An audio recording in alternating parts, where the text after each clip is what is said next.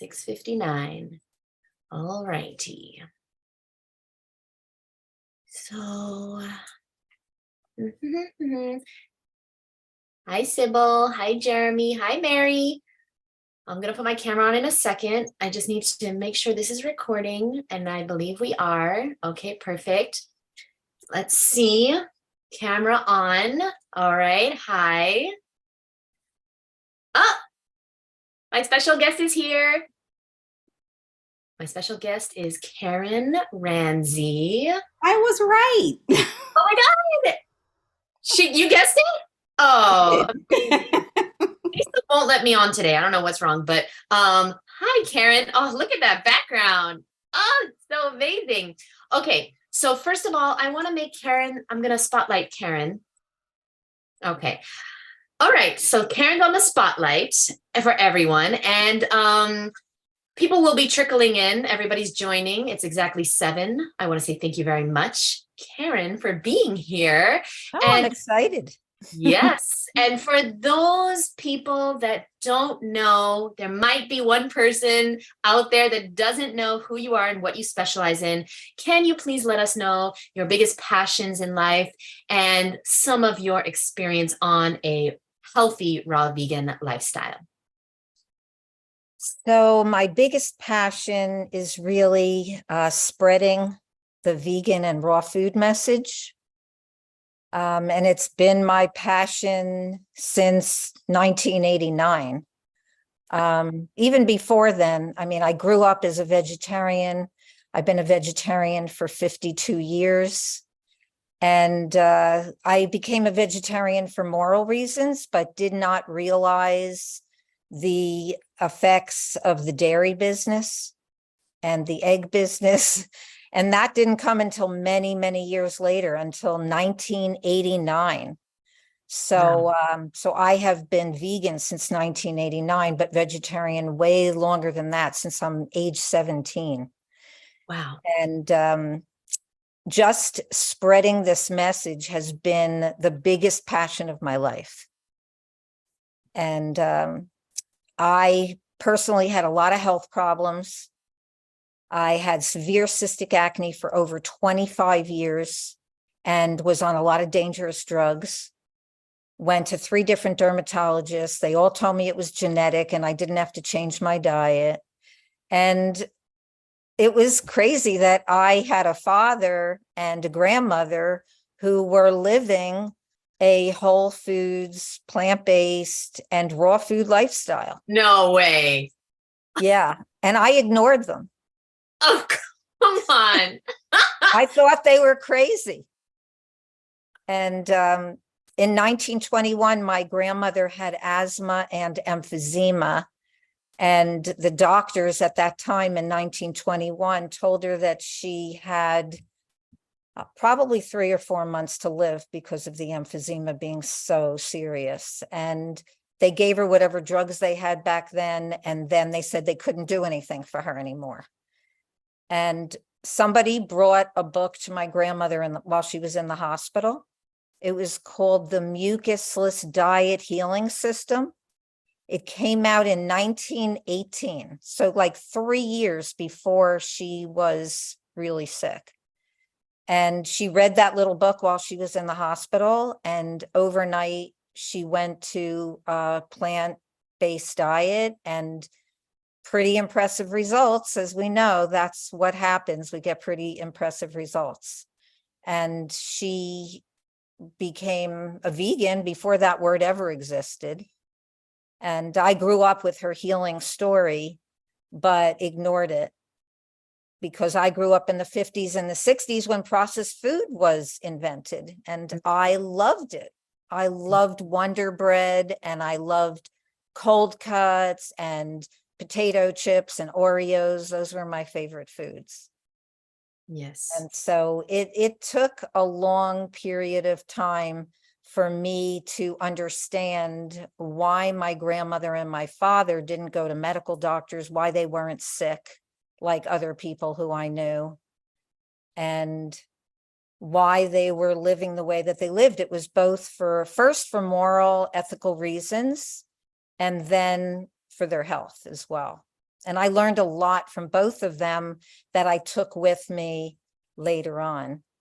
And then my own son had asthma and chronic ear infections as a young child, starting at like 5 weeks old. And that's when I hit the roof. That's when I said, okay, I'm going to a vegan and whole food diet. And that really helped him.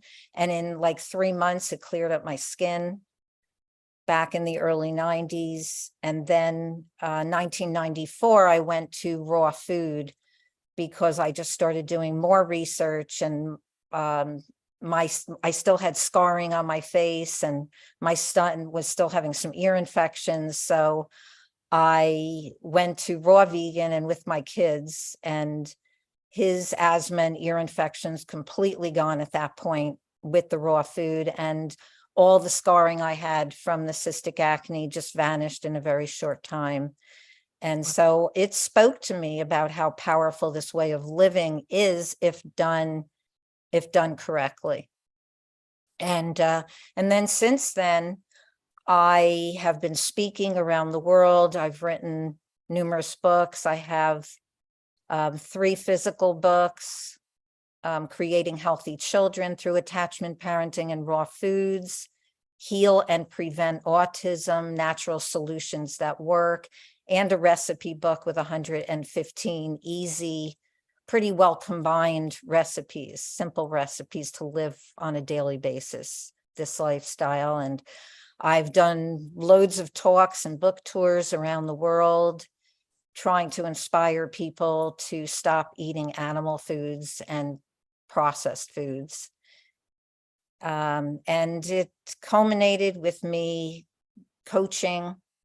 And so I've been a vegan and raw food health coach since 1998.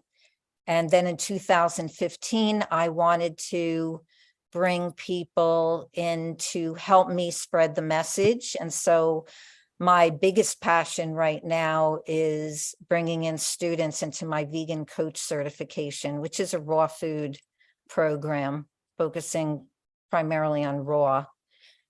And I have wonderful students in my program. Sybil's one of my students. I was just going to say, Sybil's here. Yep. Yeah. Huh? Yeah, she went on the retreat with you. And yes, she told me the most amazing things. And I really, really want to go on your retreat, Karen. And I'm hoping what a blast. That would Oh. be so much fun to have you. Oh my gosh. Yeah, this is the dream. And I wanted to say that for anyone who hasn't met Karen in person, it's very evident that she really cares. She's really doing this because this is her life purpose. And this is what she was born to do. Just help people help themselves and spread the message. And I'll leave the link to her books and her website and her coaching program. I'll leave it in our private Facebook group, and I'll leave it below this video as well. And I wanted to say that thank you very much, Karen, because I didn't know a lot of those things about you. And also, real quick, I want to say you made my day when you came to one of my talks at Woodstock, and I saw your face in the audience, and I was like, oh no, I have to do a good job here. Karen Ranzi's in the audience. But I just really love your approach. I love how simple your recipes are, but they're so good.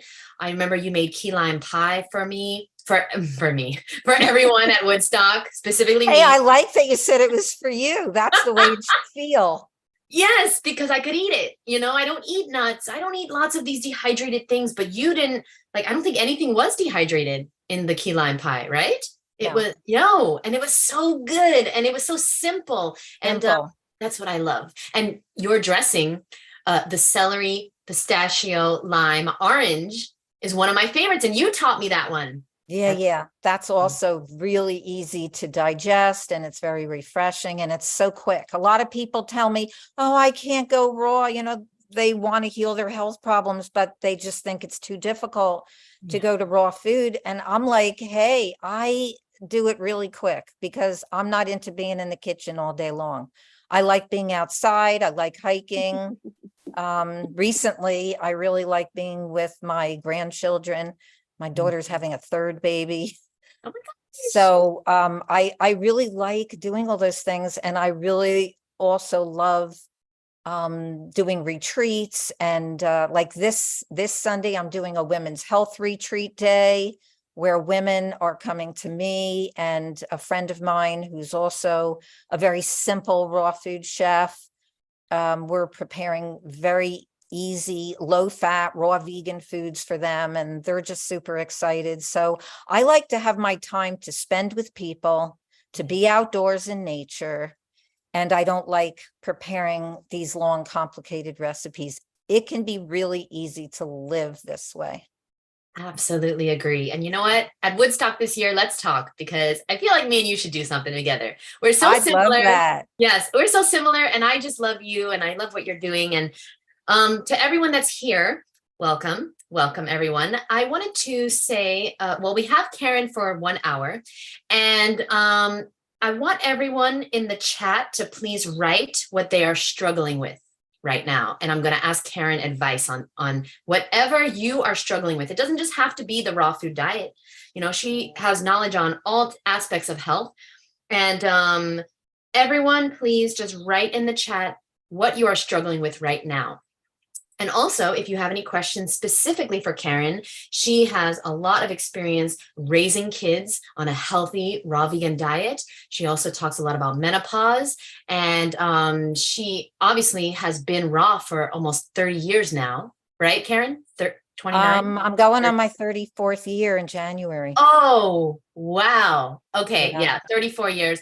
That's pretty long. Yeah. I Pretty mean, long. It's like, it just is like a no-brainer at this yeah. point. It's not, it's just automatic. Like if I go somewhere and people are eating other things, I have no problem being with everybody and eating what I eat. A lot of times I'll bring something with me, or I'll find something that works for me. And if I don't, it's okay. Yeah, that's a mindset that we all need to cultivate in whatever you're struggling with. That's a mindset thing. You know, it has nothing to do with the food. So I'm glad you brought that up. The first question that I'd love to ask you, Karen, is what are your top tips for being raw in the winter? What are your favorite go-to foods in wintertime? So my favorite go-to foods in the wintertime are, because in the winter, well, we still do, like even right now, as it's getting more into fall, we're getting different fruits. So, you know, a lot of people say, oh, well, the fruits aren't good in the winter, but there are foods that are specifically, you're getting more of them in the wintertime, like pears. So I have been finding these amazing Bosc pears. And a couple of raw vegans who were at the Woodstock Fruit Festival last year when I was speaking there, they passed by yesterday. They were coming through our area, and we had like a little fruit luck together. And I got all these Bosc pears, and they were just going crazy for them. So you can have a lot of really delicious fruit. There's some specifics, like I eat a little more citrus in the winter than I would in the summer. I'm not really as attracted to it in the summertime, but I'll eat more. Like I love grapefruits. And I love greens in the wintertime. Like I eat green throughout the year, but I really bulk up in the wintertime. A lot of leafy greens. Is there a specific reason why you do that? Or do you just crave them? I crave them more. I crave them more. I eat big salads every day, even in the summertime. But in the wintertime, I really just feel really satisfied by them. And when I'm getting less of a variety of fruit, I try to get a lot of local fruit in the summer because I can. And this summer I spent my whole summer out in Colorado to be near my family. And I was like the whole summer, I was eating local Colorado peaches, local apricots, local plums. And there, it's like when you get the food local, it's just so much more tasty. So in the wintertime, I also try to get as much as I can. If I can't get it something local, I at least try to get it from the United States where I'm from. And so if you're from a different country, like trying to get it from your country. I once was part of a talk where the speaker was talking about the enzymes in the food and said that when fruit is traveling from another country, it does lose enzymes in the shipping process. And so if you can get fruit from your country, that's the best. So in the wintertime, I'm eating less berries. Like in the summer, I get a lot of local berries, or at least berries from the US. But in the winter, when they're from Chile or Ecuador, I'm not as attracted to them. They don't even taste as good to me by the time that they get to me. And I will go for something like wild blueberries that are frozen from Canada, which is closer to where I am. So that's the first thing I look at, is getting as much local as possible. And so with the greens, I have some wonderful local farmers that I get greens from. And so Where do you live all again? winter, Sorry, Karen. Where do you live?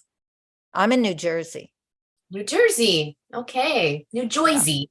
Okay, you don't Jersey. have the accent, so. New Jersey. Yeah, well, my past career was as a speech and language pathologist. So Oh, I pronounce okay. everything, but I still have a little Jersey accent. I could tell you're East Coast. I could definitely tell that because you're so real.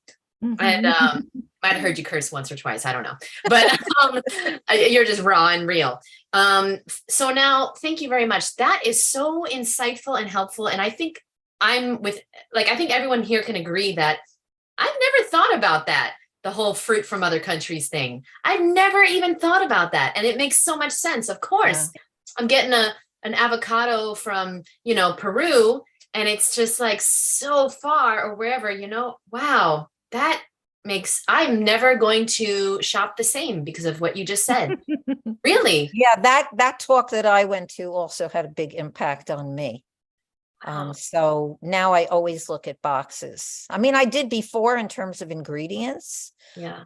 Like if I was buying something that was packaged, which I don't do. But even for things that are whole foods, fruits and veggies, you want to look at where it's from. Yeah, that's a good one. Because of course we're eating living foods. We want it to be as alive as possible. So we want it to be as local as possible. And if that means just the United States, and that means the United States, wherever you're from. Yeah. Wow, what a good. I also wanted to say in terms of melons, I eat like a load of melons in the summertime, like watermelon, and I love Galia melon, but like I'm not attracted to melons in the winter. It's just not a winter fruit, even though I am wearing my watermelon earrings for you. Oh, it's hard to see because of the fruit in the background. Yeah. Oh, I see them. And Yeah, you yeah. can see. Oh my God, they're so cute. Yeah. Oh, thank you, Karen.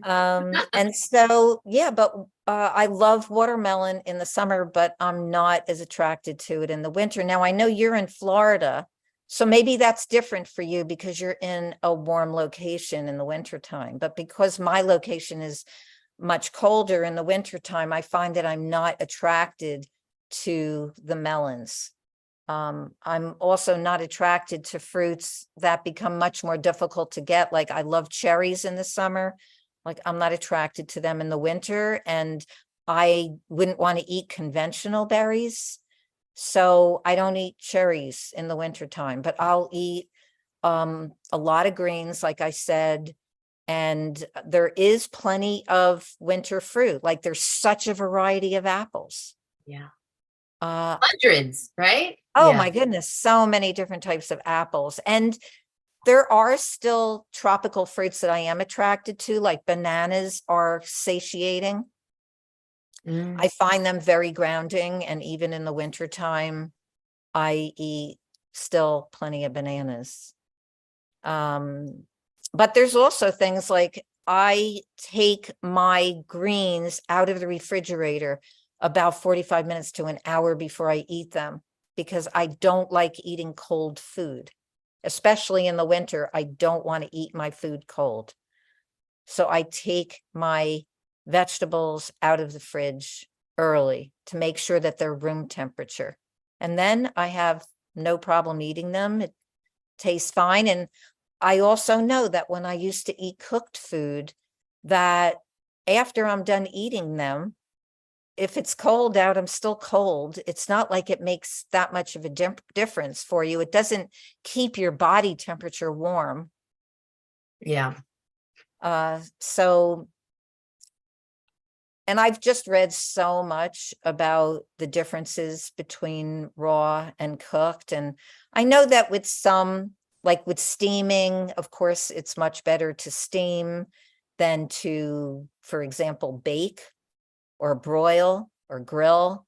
Like those are temperatures that can really harm the food and cause acrylamides to form. Mhm. So that makes a lot of sense to me. Yeah. The Do you whole cooking temperature thing is really, it was research. Yeah, that's a good point. And I agree, well, I had a question about that. So in the wintertime, if somebody is really, really struggling with eating raw, like they're not enjoying it, do you think it's very harmful for somebody to put a sweet potato in their salad or steamed kale or some steamed veggies to make it warm? Do you think this is like really toxic or like should not be done? I don't think it's really toxic. I look at where people are coming from and where they were and where they want to go. And I've worked with people who are like on a total mainstream diet and they're inflamed. And if they're willing to steam some veggies and put them on a big salad Yeah. and add fruit into their day, and like it's a big change for them, I'm going to take them in that step, because that's going to help them to get to a place, if they do want to go fully raw, that they can get there. Have you seen people heal on a diet like that? Fruit, lots of fruit and veggies, and some steamed food as well, or simply baked? Absolutely. Yeah. Absolutely. Okay. I mean, I'm fully raw. And I've been that way for many years because it spoke to me. I had dramatic results with healing that cystic acne. I also had IBS, irritable bowel syndrome, that healed. I know you've had some of these things as well. Mhm. And I would never go back. But I think that I think a few years ago, like I had a little bit of like steamed broccoli. Like, I don't think that it's a terrible thing to have something steamed. It depends on where you are in your path. And I also recommend for people to take their health in steps, because I have also seen where somebody wants to go fully raw and they start doing it and then they start binging. So Yeah. they really weren't ready from where they were coming from. It like wasn't their next step. I've seen people who go in steps be able to do it in a much better way and to get to where they want to go. And so, no, I don't think that steamed vegetables are terrible. There was a study done back in 2002 at the University of Stockholm in Sweden, and the scientists there looked at cooking temperatures. And they found that steaming and boiling were the two temperatures that did not form acrylamides, which are a coating actually on the food substance. It's like a plastic-like coating. And when that acrylamide starts to form, that's the increase of cancer cells. So they claim that it's highly carcinogenic to start baking above those temperatures. So even when you're starting to bake at higher temperatures, and I used to do a lot of baking in past years. Yeah. And so I talk about this with people. And what is that is, yeah, wow. Me too. I'm sure all of us did a lot of baking and when we go to restaurants or pizza, right? Bagels. So now question, well, what is this? Do you know the statistic currently of cancer in the United States? I think it was 1 in 3 people, but I feel like it could have gone up. I think it's 1 in 2 men, Yeah. 1 in 3 women. Oh my God. Yeah. And how many people are eating cooked food out there and, not consciously cooked, right? Because there's a Oh, difference. Like Karen just explained. We have a lot of questions, Karen. All right. We got to get to them. Let's go. yeah. Do you buy exclusively organic, Karen? A lot of what I buy is organic. I do recommend leafy greens be organic, and berries, because those berries that are conventional, they're basically pesticides, the whole thing. So definitely organic berries. I'll say that again. Berries are basically pesticides if they're not organic. Mhm. Why do you say that? Because they have no skin? They're just so sprayed. They're like on the top of the dirty dozen list. They're so sprayed at this point. And I've heard even more recently, a friend of mine is a major environmental activist, and she goes to a lot of meetings with organic farmers and people who are really educated and doing what they do because they want to help. And she said that what's happening today in farming is just awful. And like really the best that we can do is buy organic. I try to buy mostly organic. Sometimes, like if I haven't been able to get good mangoes, like I love mangoes, I will buy non-organic. They're not on the dirty dozen list. I know that there is a heating process that they go through. I don't think it's super intense, but there is some heat that's applied to them when they're shipped. I think actually even organic, Yeah. when they're shipped. So like my son, he wanted to eat local mangoes. So he moved to Costa Rica and he grows his own. So it just depends on how serious you're ready to get with this. We all do the best we can depending on where we live. And I would say that if you're high raw, fully raw, getting as much organic as you can. I've had some clients who live in areas where organic is barely available to them. And so they're doing the best that they can. And a lot of them have achieved their health goals, even with the conventional produce. Now, I know that in the United States, there's more of a problem with things like glyphosate. Like there's countries in Europe that will not even import our produce. Oh, Lord. So do you think, Karen, that the whole baking soda, like rinse does anything for these berries? Not conventional, no. No. I don't Okay. think it's worth it with berries. Maybe with some of the other things, but I just think berries are just done. I've even heard now from this person I know who's going to these meetings frequently that they're growing strawberries, even blueberries in these plastics. And they're just sitting in those plastics for a long time. And so what does that do to food? Like plastics are endocrine disruptors.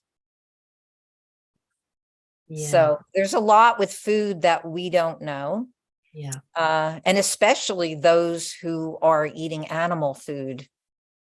We are not allowed in slaughterhouses. I really do believe that if most of us went into a slaughterhouse or even a factory farm, we would come out not wanting to eat any of that. Absolutely. Absolutely. We're just not allowed into those places because of that reason.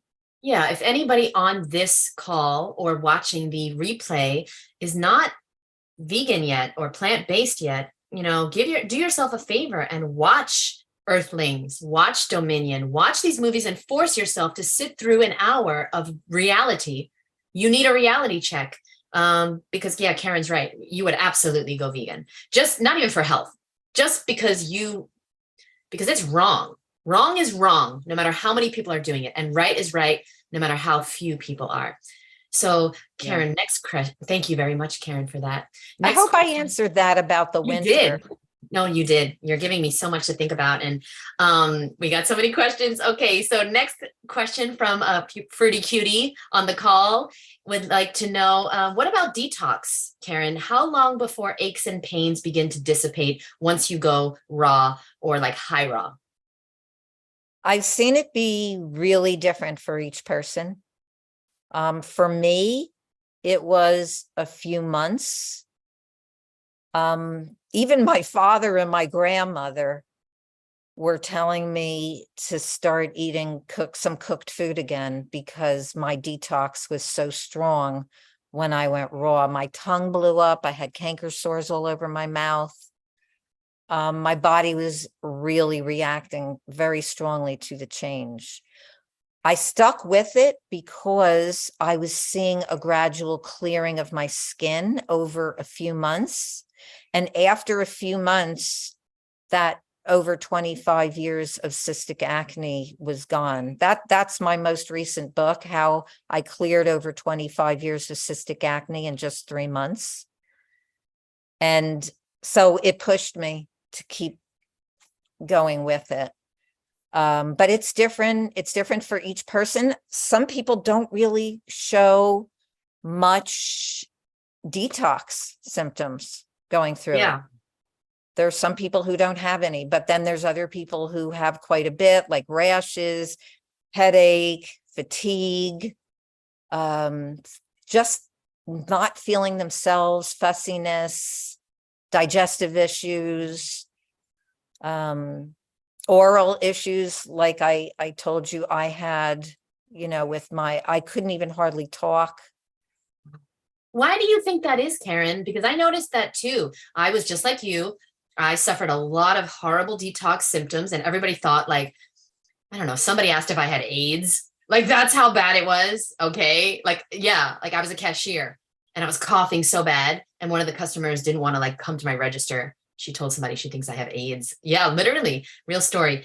Now, why do you think some people, I know that was crazy, but why do you think some people have such severe detox and then some people don't at all? I mean, some people are coming from a place of, when I was on college, I lived on canned food. I was taking a lot of medication. I've worked with some people who have not taken the amount of drugs that I took in the past. Yeah. Okay. So I was on all kinds of drugs for my skin for years and years and years. And then prednisone, I was on prednisone for 6 years. Wow. Yeah, because at the same time that I was having problems with my skin, I also had severe PMS, premenstrual syndrome. I was in bed every month with terrible cramps. I got my period like every other year. I was just highly irregular, and it was because of the way I was eating. And because nobody told me that except for my father and my grandmother, who I thought were strange. And now you're strange. And now I'm strange. Now we're all strange, Karen. Yes. But if you can imagine, in the 90s, yeah, it was like really hard. Like even my close friends told me that I was being fanatic and that I should calm down. Yeah. But when I found out about raw and I had this success of healing my digestive issues and my skin and watching my son heal from asthma and ear infections, it was just, I was thinking that this was like the miracle of the century. Yeah, it's worth it. It's worth it being the weirdo, because, it is. That's why this is called Misfit Mondays, because like we're all misfits in our lives, at the job, at the weddings, at the family functions. We're the ones that like, oh, you and your rabbit food, your salad, but worth it, right, Karen? You would say worth it after over 30 years. 34 years, and I still wouldn't go back. And I love it. And I have to say, like, over the years, some of those people thought I was so fanatic that they didn't want to be friends anymore, because food was a big part of their life and they liked to go out to eat, and I wasn't joining them anymore for pizza. And it just, for them, it wasn't worth it to be friends with me. But then you meet a whole new group of friends. You Yeah. meet people online, you meet people at festivals. Miss Mondays. Karen, do you have a private community or a private Facebook group? I do. I have a private Facebook group. It's called Plant Foods, Weight Loss, Hormonal, and Gut Health. Since That's a those were mouthful my there. issues. I'm gonna Yes. leave the link below. And yeah, I want to join. And yeah, you're so right. You meet new people that help you with your goals, because honestly, we're supposed to be around people that help us to become who we're supposed to be. We're not supposed to be around people that are tolerating us, that are making fun of us, that no, we should go where we're celebrated, not where we're tolerated. Right. That's And right. thank you, Karen, for mentioning that. Okay, next question is, I'm struggling with fears and doubts of my goal to become a nutrition health coach. Do you have any advice, Karen, for somebody who really, really wants to become a health coach and do what you're doing? Well, that's part of what I do. Because I want to spread this message, and I say, do not give up your hope of doing that. And I would say, definitely specialize. I've had many students come into my course, the Vegan Coach Certification course, who went to other online courses, and they came out and they felt like they weren't guiding people in the way that they believed in. And you want to get specialized. If this is your area that you really believe in vegan and raw foods, you want to really understand it completely. And that's the best thing that you can do, is to spread this message right now. We need to spread this message for so many reasons: for our own health, for the health. I mean, children are sicker than they have ever been before. Like, there's more childhood leukemia. I don't even remember when I was growing up in the 50s and 60s seeing kids with cancer. And now there's so many kids with cancer.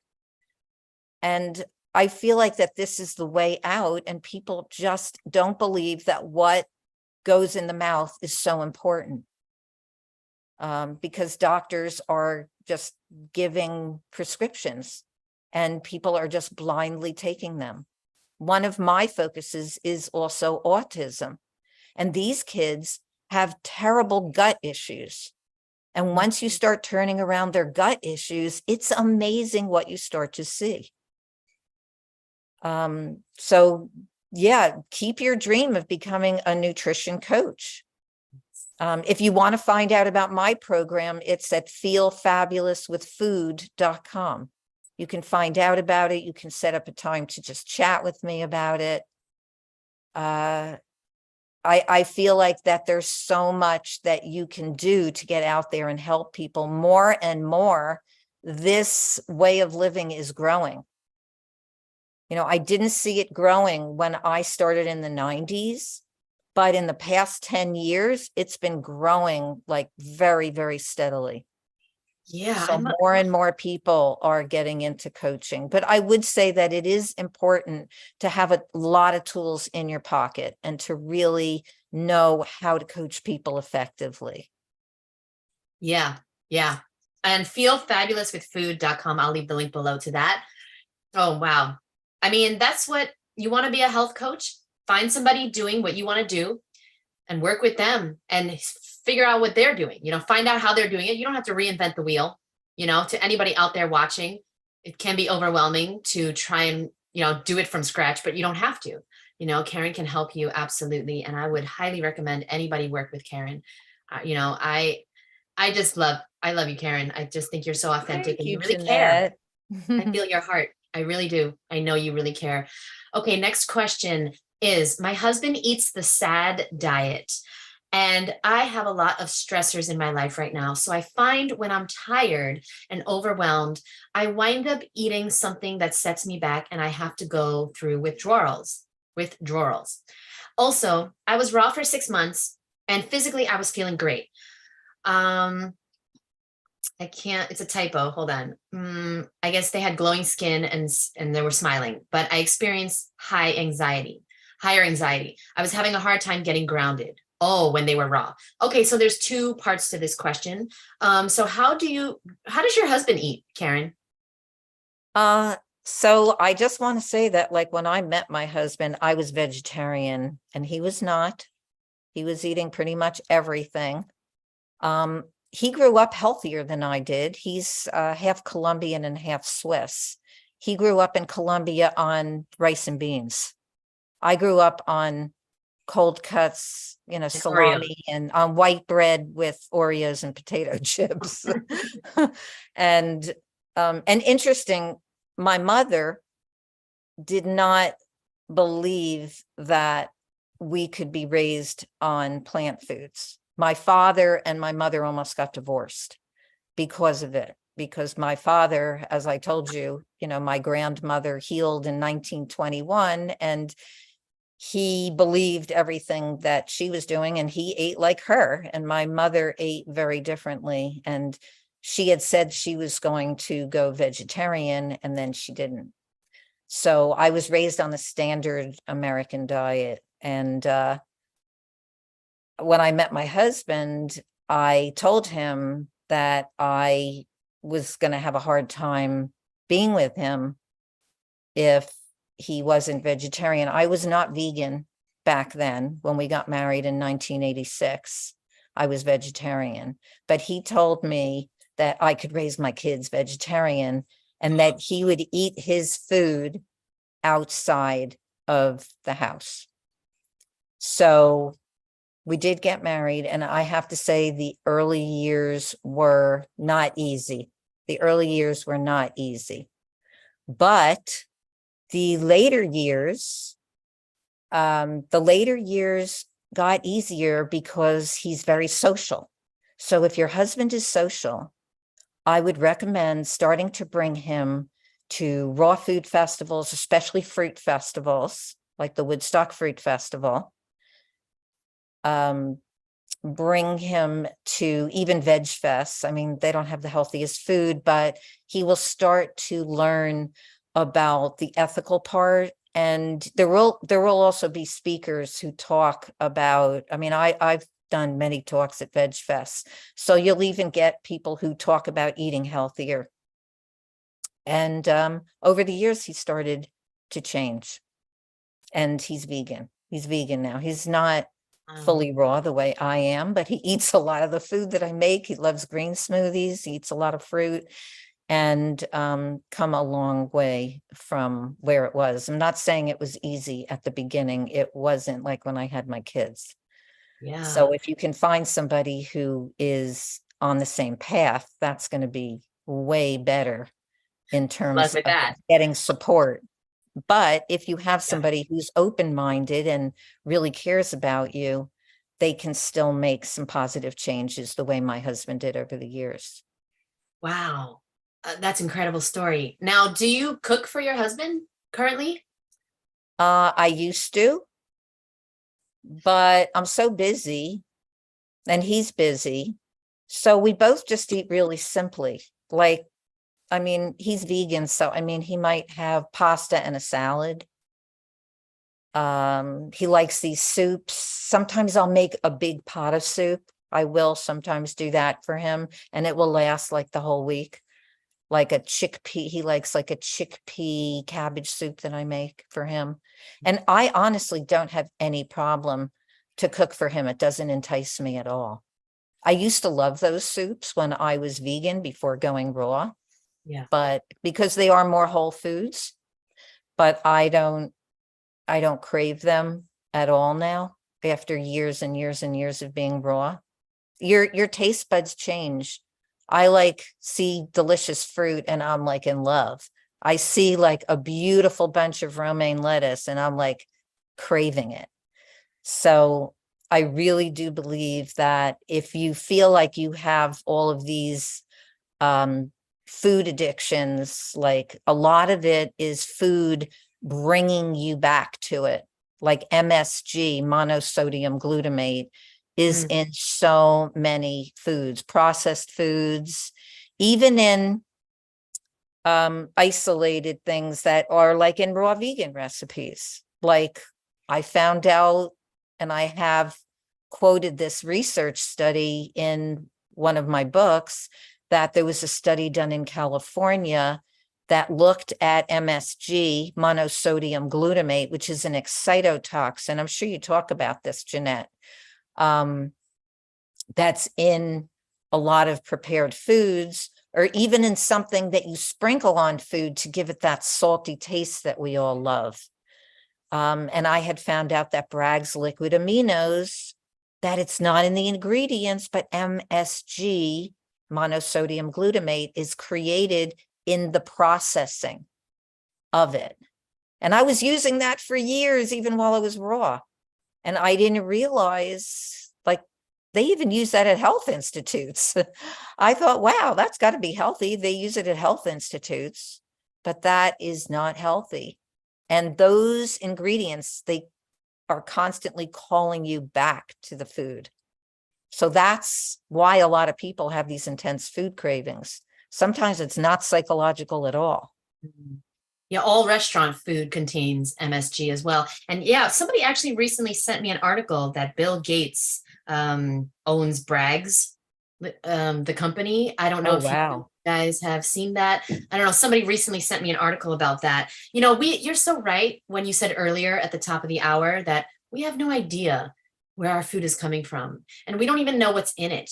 And so, yeah, I urge people to eat as many things without barcodes as possible, you know, like you do. And I wanted to say earlier that there's a website, www.pickyourown.org.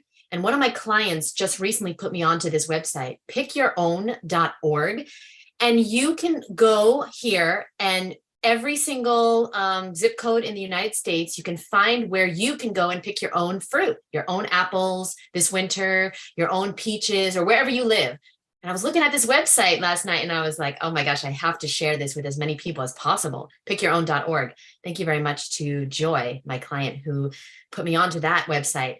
Now, Karen, what would you recommend to someone who is struggling, you know, because you don't struggle with eating processed foods or like craving them, but what would you say to somebody who is living with someone who eats these crappy foods, who then they're around them all the time and they can't like resist, they can't stop craving them, and it's, you know, their husband. So yeah, what do you recommend? I would say, like, find just even a few special treats that are raw, even if they're prepared. Like, we try to eat as much food the way it is. You know, I eat mono meals during the day. Like, I'm busy. I just love to eat like one or two foods at a time. But there are times when, in a stressful situation, or I know I'm going to be with people who are going to be eating very differently than me, that I make something really special. And that is really the benefit of having a recipe that comes from, I would say, a book that's more low in fat and doesn't have all of these processed sweeteners or salt substitutes, but is still really, really tasty. And there are a growing number of these kinds of recipes out there. So writing them down in a journal so that you have them. And when you know that you're going somewhere, or that let's say you're preparing something for your spouse and you are attracted to this dish, make sure that you have something special for yourself, a special dressing. A lot of times for me, because dressings are quick, it will be a special dressing. That's great advice. Oh yeah, you got to have your treats, because then you're just going to feel deprived if you don't. So such good advice. Now, the second part to that question was, do you have any advice on how to feel more grounded? Because this person, she was raw for 6 months, but she felt higher levels of anxiety, which I can imagine why, right? Because you're not numbing anymore. You're not using food as, you know, it's like to help with all the feelings and the stress of life. You're feeling everything. So Karen, what is your advice on anxiety on the raw food diet and feeling more grounded and calm and relaxed? I would say start pampering yourself. Start doing really special things for yourself. like Mhm. get out in nature more. I find that there's too many people who are indoors.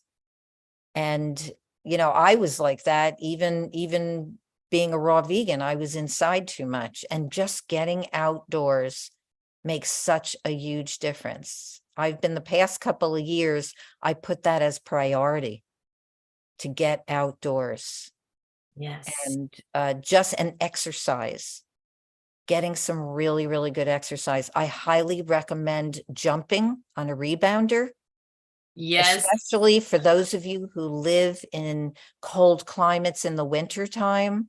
It can be really depressing. Like, number one, you're transitioning. So that's huge right there. You're transitioning. And number two, you start having detox symptoms, and you're getting really good lymphatic movement when you jump. It's not enough to jump on a floor. Like, I can jump a lot longer on a rebounder. A rebounder is a mini trampoline. And that's something else I feel it's a gift to myself. I make sure that I jump on that rebounder at least 5 days a week. I am committed to doing that. And it changes me mentally. It gives me happiness. And I guess it works on the lymphatic system at a deep level. Like, I can do 30 jumping jacks on the floor, pulled down by gravity, before I don't want to do them anymore. I can do 400 on the rebounder, no problem. And I come off that rebounder feeling great. A lot of times it really helps my digestion. Like, I'll get off the rebounder and I've got to run to the bathroom afterwards. I went on the rebounder once with a pretty severe headache, and I came off of it without the headache 20 Wow. minutes later. Is there a brand that you recommend? I have a cellar size. That's a really good one. Needak is a really good one. Needak. Definitely cellar size is nice and quiet too. Hmm. Those are really good ones. But even if, like, those are excellent, like high level brands, even if you're starting with a really basic one, like I started with a $35 one when Sports Authority was opened. And so you could just even start with like a cheap one from the sports store. Yeah. I have the Bellicon for 12 years now. Highly recommend it. I'm not affiliated, but wow, what a product. 12 years later, the Bellicon. Nice. And Nice. I was laughing before because I know I've seen videos of you with your weights. Yeah. You do weights and jump at the same time. And I was like, how in the world? I want to be like you when I get older because I cannot do that now. But Yeah, you know what? When you're on one of oh, these things, you're kind of anti-gravity yeah. when you're on one of these rebounders. And it's a And lot of fun too. You feel like a it's kid, so right? much fun. I love it. I Yeah, love I love it. it too. And I live in an apartment. And God bless whoever lives downstairs. No, I know him. And God bless, he's deaf. And I don't think he knows what's going on up here. Thank God.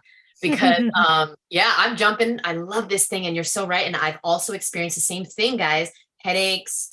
If you like feel bloated at all. I mean, yeah, I really love it. But listen, if you can't afford one right now, that's okay. Get the cheap one or save up or just move your body because yeah, like Karen said, the most underused antidepressant is exercise.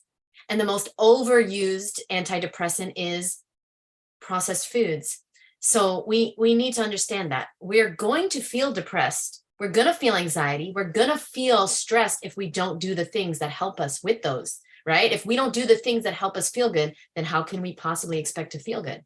Great questions. Okay. Oh my gosh. The hour's almost up. Also, I would say find people to connect with. Like, it's great, like, that you have these people in this program, like they're making connections. That's going to be helpful when you have other people who you feel in sync with. That does something to your anxiety. It significantly reduces it. I see that in my students. I see that even in my clients. Like, one woman who I worked with recently who was having like some really pretty serious gut issues. every time she ate, she felt like she looked pregnant. And just having the support, it took her time to follow through because she was eating a lot of processed food to numb herself from her stress. But just having the support was so helpful to her because she didn't know anybody where she lived. She didn't know anybody. So I would say that being part of a group, like here you are in this group, that's like amazing. Yes. And seeing if you can find other people who are starting to be interested in health and nutrition. Like I started potlucks back in the 90s. I didn't know anybody who was even vegan when I became a vegan, other than my father. And I started potlucks, and I had 2 people at my first potluck, and then it grew and it grew and it grew. And now I have a raw vegan potluck and this potluck that started out vegan and then turned raw vegan, it's been going for 32 years. Right. And, and so every year I have a party. It's called the Thanksgiving celebration.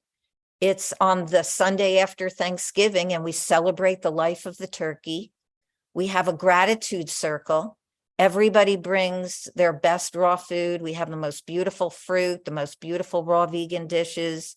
And it's like people have so much spirit. Some people look so forward to that potluck. Yeah, wait, I want to go. Hold on. How can I come? Yeah, just come. It's the Sunday after Thanksgiving. It's next month. Just show up at your house? Yeah, it'll be the 32nd year.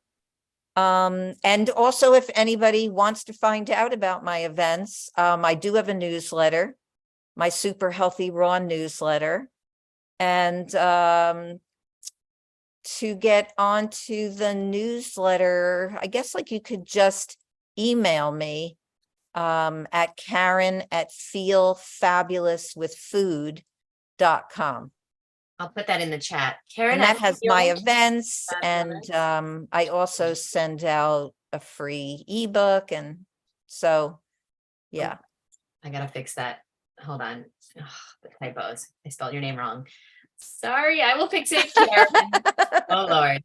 I'm good at eating fruit and vegetables, guys, not good at typing. Okay, let me delete that one. Okay, so now thank you very much, Karen. Is that right? Right? Karen at Feel Fabulous with Food. Yes, Karen. Yeah, what a great email address. I love it. Now, okay, we have some more questions, but you only have 3 minutes. Can you stay a little bit longer with us? Yeah, I don't have anything else this evening. Thank you so much. I just want to get through all these amazing questions. Any advice, Karen, if you are experiencing loose bowels? They're not eating endless yellow dragon fruits or drinking green juice nonstop, but their bowels are loose and they're eating raw. What would you recommend for people? Yeah, that can be a detox symptom as well. I have seen that before, that bowels can get loose. I mean, I've also seen that in people who have gut issues like colitis, but it may just be like, I don't know, how long have you been doing raw? Yeah, that's a good question. Okay, so they'll write that in the chat maybe. And we'll get back to that question. Because I've also seen it normalize mm-hmm. over a period of months if someone's just willing to stick with it. But there are foods like bananas that I've seen were helpful for people, like adding some more bananas. Yes. Okay. That's good advice. Having more like less watery, more dense. Less watery. Yeah. Okay. What do you think, Karen, about the Appeal food coating? I'm sure you've heard about this. And Costco apparently has supported this and they're putting this on their products. What are your thoughts on that? I've seen it. And I would say look for those labels and stay away from them. Yeah. I don't know if they can put those labels on foods without or not put labels on food and that they are part of that whole appeal process, which is just another thing, another crazy food industry. It's thing. getting wild here. Let's not forget that who owns most of the farmland here in America. That's Okay. I want right. to say his name again. All right. I don't want this That's video to be right. taken down. Now, Yeah. any So I would just say be very mindful when you shop. yeah. But that doesn't mean buy things outside of the produce department. Stay in the produce department and still buy there. But I would also say, if you have local farmers near you, if you have a farmer's market near you, if you can grow a lot of your own foods, start sprouting. Like Yeah. sunflower greens, broccoli sprouts, those are amazing foods. Start having your own little kitchen counter there of sprouts and microgreens. And in terms of the fruit, that's hard. We really, if we don't live in a tropical place, we really are depending on the stores for our fruit. Just be really mindful of labels. And as much as you can right now, buy organic. It's really the best that we have. Yeah. And pickyourown.org is a good source too. Then also, good point. The best we're gonna get is fruit and vegetables. No, even with the appeal sticker on it. Like, don't go out of the produce aisle because you're like, oh no, I don't want to chance it. So you're gonna eat processed foods? I'd eat something with appeal on it over a processed food. I gotta for be sure, for right? sure. Okay, because that's the best chance we get, and just peel it. Yeah. Peel it. And I was even talking about organic before, and some places there's not much organic. Conventional fruits and vegetables are still going to be better than organic processed food. Yes, thank you. Yes, this is such a joke. I know some people, they eat only organic, but there's organic Fruit Loops now, so what a joke. And organic Oreos, organic vegan Oreos. Yeah, I was just out in Newman's Own. Colorado. Yeah. I was just out in Colorado, and one mom who I was talking to, she said, "Oh, I'm buying these vegan cauliflower cheese puffs." And I was like, I told her, I said, "I'm sorry, but there's no cauliflower in that." Yeah, no thanks, There's living. cauliflower. No There's thanks. no cauliflower in those cauliflower cheese puffs.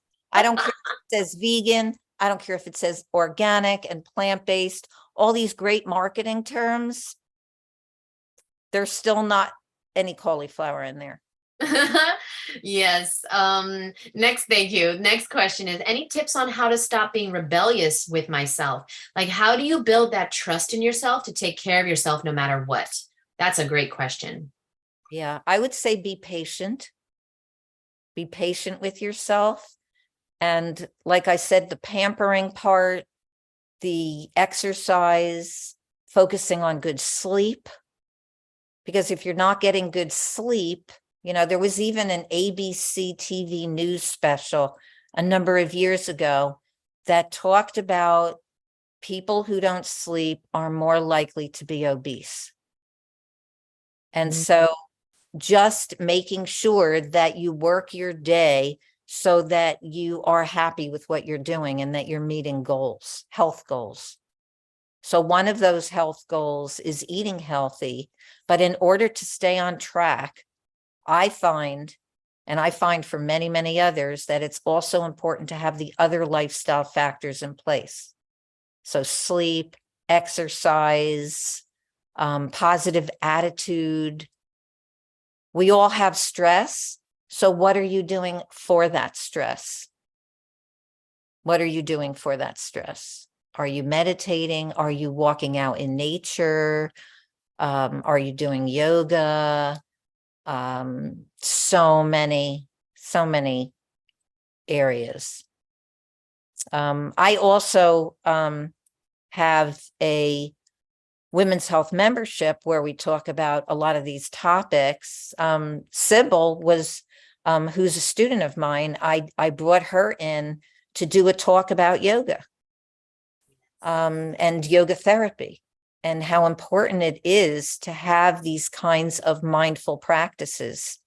Because if you don't, sometimes your anxiety can really, really get to you and then takes you off track with your food. And just also to realize the science of marketing that we've been talking about.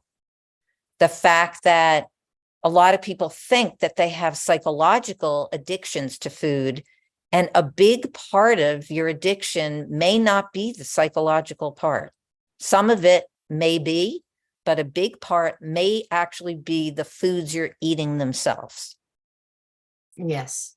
And so for a lot of people who are filled with anxiety about themselves, about eating and their direction and staying on track, just learning these things and making them part of your thinking, your intellect. That's what happened with me, because early on, I didn't think I could do it. I loved my cheddar cheese. My cheddar cheese and my cheese doodles were like the two big things for me. Like I couldn't even imagine taking them out. And when I started learning new, different recipes that I thought were delicious and started to have a repertoire, it made it easy for me.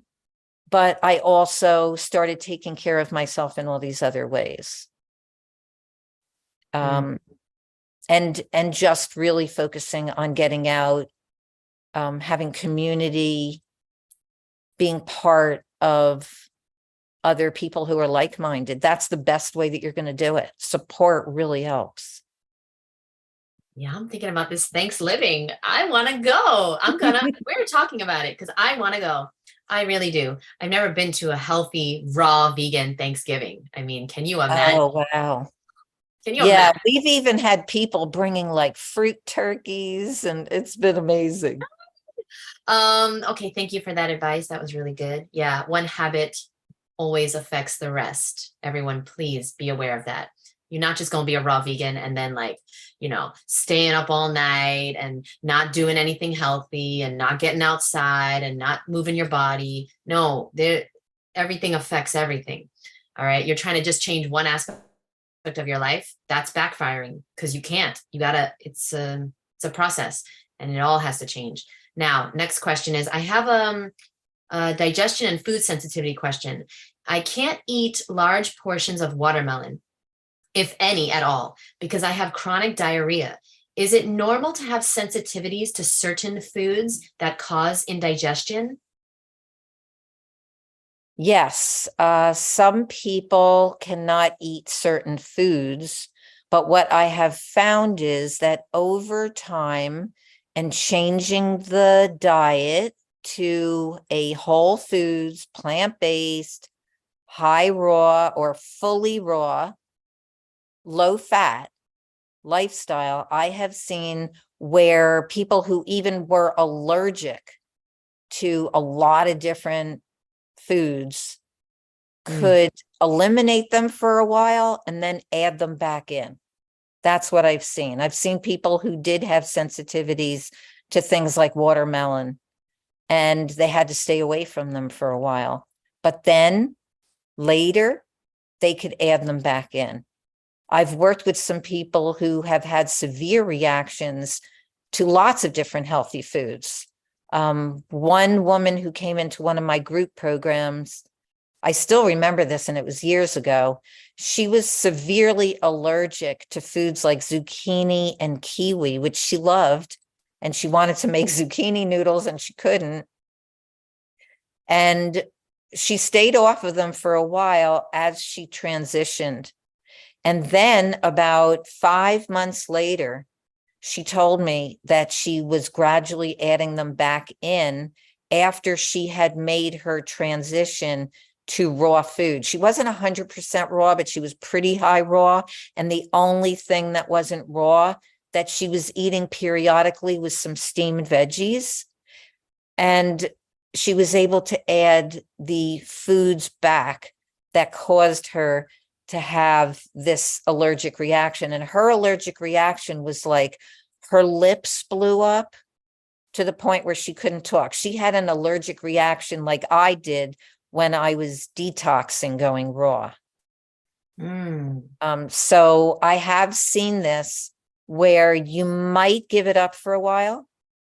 And as you're making your transition and you're feeling good and you're digesting other foods, and even maybe some that you weren't able to digest as well before, but you are starting to digest them with ease, then you can add back some of those foods that you had eliminated. And so, this kind of elimination diet is done frequently by allergists.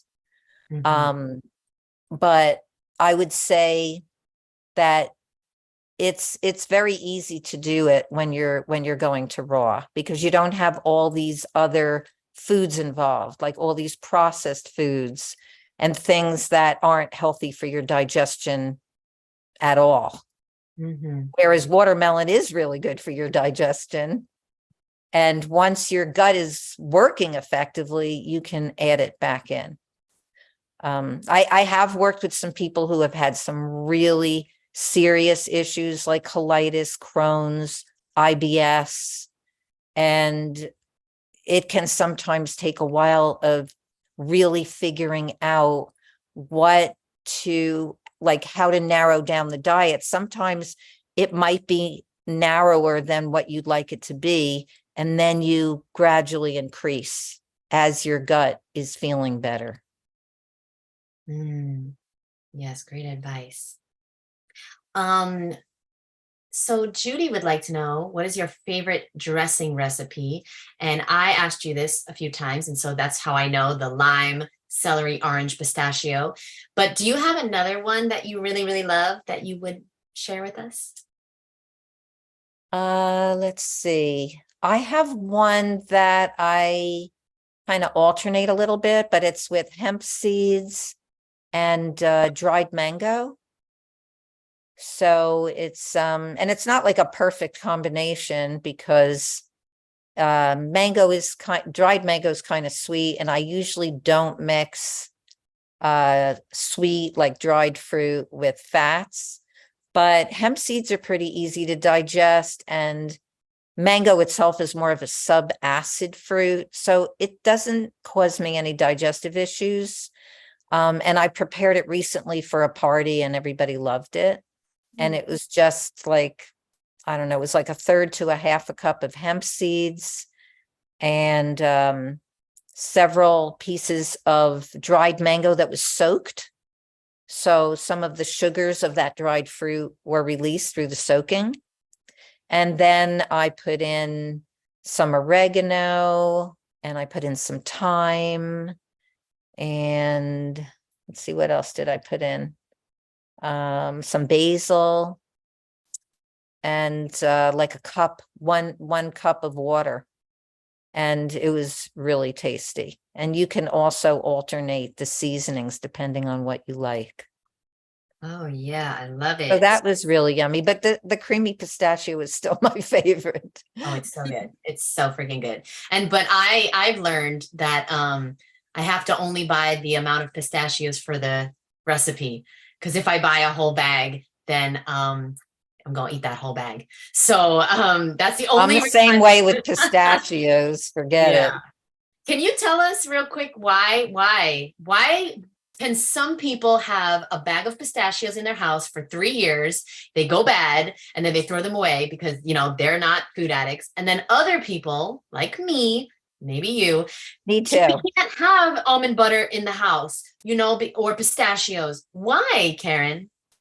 Oh my goodness. I remember the days when I started raw. I mean, I would have been better staying where I was as a vegan, honestly. Yeah. I would go through, and I still see people do it today. I would go through an entire jar of almond butter and dip a banana in it, which is a horrible food combination, and not understand why I was so bloated afterwards. First of all that fat, it's like, how do you digest all that fat? Yeah. And then, the combination itself doesn't work, the banana and the almond butter. But even something like just having those nuts, because they're a fat, they're fatty and they're grounding. Yes, they're grounding and they're very tasty. I find pistachios to be the tastiest nut. And so we'll start to crave them. I honestly, though, am at a point in my life after doing this for so many years, this lifestyle, that I can have that bag of raw, unsalted pistachios in my refrigerator and do just fine with it. But early on, I couldn't. Yeah. How long did that? I agree now. I literally have to change the things I say to people because now I can. Like, I really can. I don't know about almond butter. I haven't tried that in a while. But my question is, how long did that take for you? Like, how many years did it take for you to have these trigger foods in the house and not like binge on them? I would say 10 years. Yeah. Yeah, me too. Yeah. I'm serious, guys. I couldn't have dates in the house, couldn't have almond butter, pistachios.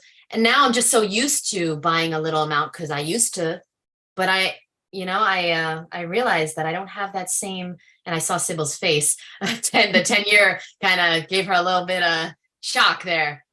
I'll see you in 10 years, Sybil. We'll see you in 10 years at the Thanksgiving. No, I mean, yeah. So yeah, it's, if you can buy small amounts or if you can keep them in the freezer. If I have things in the freezer, and I keep most of my nuts and seeds in the freezer, if you keep them in the freezer and you just take out what you need for the next couple of days and put them in the fridge, then you're less likely to go into, I'm less likely to go into the freezer. I take out what's in my fridge. When you put nuts in the freezer, like they freeze, like meaning they get really, really, really hard so you can't eat them? They just get really cold. Yeah. So I tend not to just want to go in there and get nuts. Maybe somebody else who has a really severe addiction might still even go in, and so maybe needs to buy a smaller amount. I actually go to a health food store where you can get a really small container of nuts and seeds, or you can just take from the bulk bin and take what you want. And that's great. So I like bulk bins. Yeah, I thought of something, guys. Okay, if you're struggling, there is another solution. Okay, well, me and Karen have the same point of view here. Buy a small amount. That's the best way. Or you really want to get that deal at Costco. What you could potentially do is you could blend up the nuts with water, okay? And then you could put the unused portion in the freezer. Like you can put it into ice cube trays and you can have and then you can use that in dressings or whatever, because you're not going to want to eat an ice cube of blended pistachios and water, right? But if you have that for a dressing, perhaps that's a solution. I once did that with dates because I just had a major date addiction. And I blended them with water, put them into ice cube trays. But then the bad thing, Karen, is that I ate them because they tasted even better, like frozen. Oh, yeah. That's date paste, Jeanette. I know. I was like, this is a big mistake. Okay. Just 2 more questions. Okay. So, Karen, if you're trying to prevent insulin resistance and trying to avoid fat and sugars, is it an all or nothing thing? Or is it a matter of quantity, meaning don't go crazy with obvious large amounts of fat and sugar, but is a little bit okay? At present, I don't do fats, so I can eat all the fruits, but I put nuts or seeds in my dressing at night and sometimes mix dates or figs with the nuts and seeds. So what is your view on having a little bit of fat? Is that okay if you're trying to avoid fats and sugars and insulin resistance? Yeah. I've seen that having a little bit of fat, if you can maintain that, it's just when some people are transitioning, they still have a hard time staying with a little bit of fat. So a little bit of fat might mean like a half of an avocado or a small amount of nuts and seeds in a dressing. That's what it would be. Yes. And if you can maintain that and have your day be the fruit, then you should be okay. If you're trying to change the insulin resistance, then I would say at least early on, not to combine it with the dried fruit. At some point later on, when you have normalized and you've changed that insulin resistance to insulin sensitivity, then a little bit of the dried fruit with the fat will probably not bother you. But I would say at the beginning, I would do everything to create that insulin sensitivity. And I have given recipes to people and meal planning with people who have had both type 1 and type 2 diabetes, and seen so many people with type 2 completely turn around in a very short period of time. I'm talking about within a couple of months, sometimes less, sometimes in a month. So type 2, when you do this correctly, like it sounds like you are doing that, you should see results fairly quickly. Like what I've seen. I've even seen type 1 diabetes reduce their insulin significantly. I haven't seen type 1 completely get off of insulin, but so low that they won't have to worry down the road of the severe symptoms that we know can come with type 1 or type 2 diabetes. So I congratulate you on coming in this direction. Yes, absolutely. Bananas, Karen, do they need to be organic or not organic? Oh, wait, no, I asked that. That's the question, but let me ask it in a different way. So would you feel comfortable eating non-organic bananas? I have before, when I go to places where I can't get organic, because I'm still going to stay raw, and bananas are a part of what I eat on a regular basis. But where I am able to get organic. So if you are able to get organic, I have seen some really ridiculously increased prices with bananas. Like I've seen bananas go from 79 cents to $1.79 a pound in some places. So depending on where you are and what you can do in terms of affordability, I would go towards organic if you're able to get it at a price that works for you. I do believe that organic is better for sure. But like I said, I'm not gonna not be a raw vegan and eat something else instead. So I think bananas are an important part of our diet, and they have a lot of benefits. Yeah. Early on, I'm sure you've done this too. I did a test of all these fruits and vegetables. I bought organic and non-organic, and the organic bananas just taste better. Everything organic tastes better too. I don't know. Oh, that's true. Yeah. And has more nutrition. There's been tests done on oranges and grapefruits and melons too. There's been a lot of testing on vitamins, minerals, antioxidants in general, and you do get significantly more with organic. But, you know, I've known people who live in places where they cannot get it. So I would say just you have to do the best you can, but leaving this way of eating is not in question. It's just, you know, whether you can get organic, and if you can get it at a price that works for you, always go for the organic. Yeah, great advice. You know, a lot of people are stressed about that. I can see, you know, about the organic thing. And I have to just say that I cannot find organic watermelon here in Florida. I cannot. So, I mean, and then before that in New York, it wasn't organic either. So for my whole 13 years, I've been eating mostly non-organic watermelon. I have to let everybody know. And you've had good health results because of it. So it's not that, you know, I know plenty of people who have either not been able to buy the organic, or they didn't have the organic available to them. And just by staying with fruits and vegetables, they still got health results. Yeah. Yeah. So just take Karen's advice and do the best you can. Do what you can, use what you have. Don't stress about it. But listen, if you can get organic, we would highly recommend it. Tastes better, more nutrition. Karen's, she said more minerals, vitamins, nutrients, and it's supporting what we want more of in the world, which is more organic produce. Every single dollar we spend is a vote for what we want. If you can't afford it, you can't afford it. Okay. But there's a lot of people, Karen, watching this that can afford it, but they don't want to because it's like, oh, it's so expensive. But like, I mean, what is more important than your well-being? Everyone knows, okay, that when you lose your health, everything stops.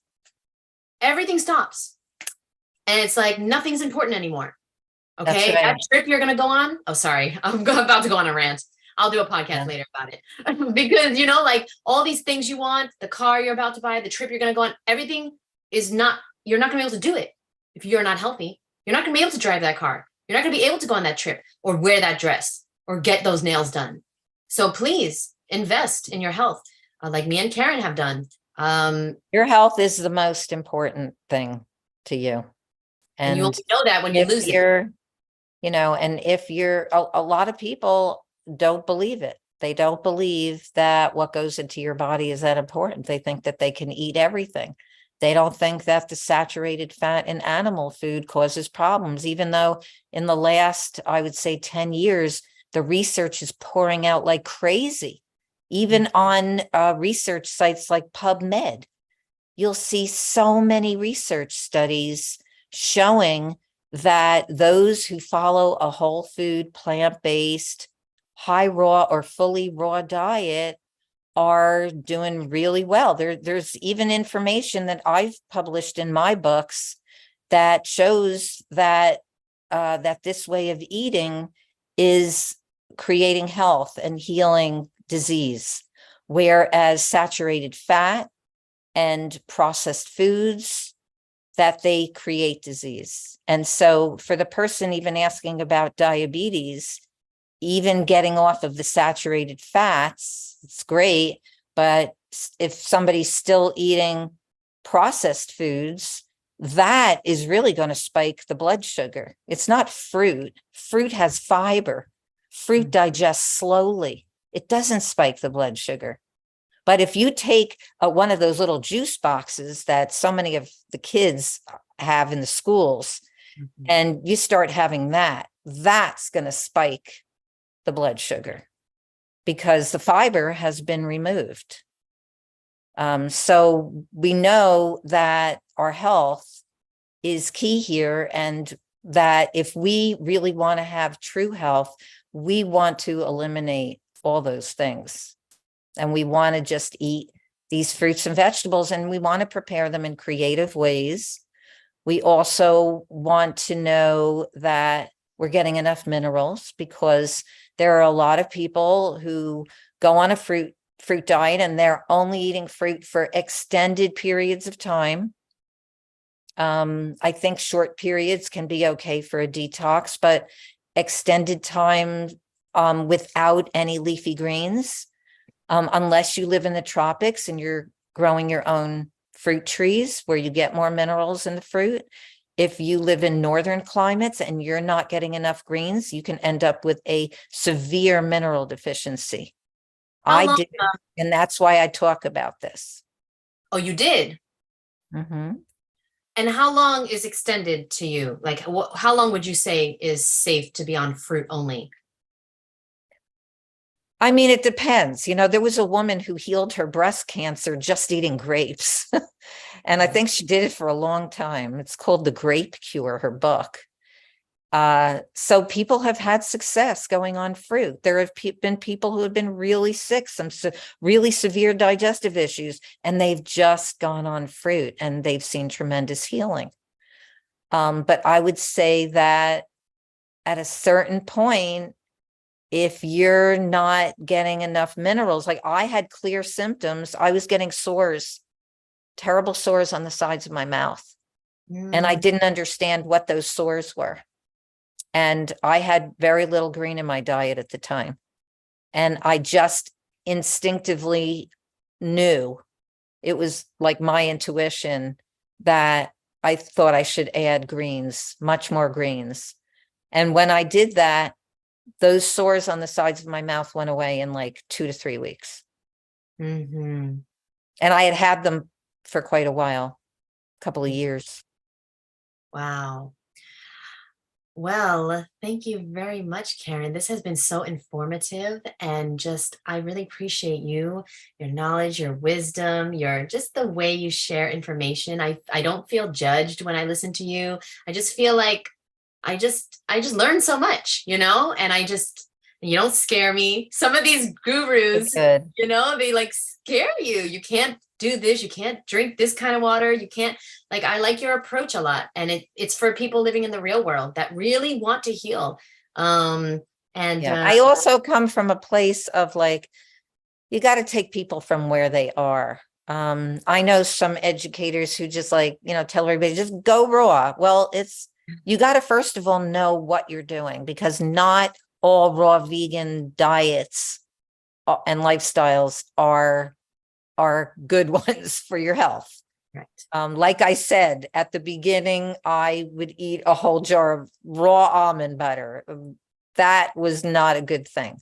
So you want to make sure that you're living healthfully and that you're not like overeating on fat, which even a raw vegan diet can cause heart attacks.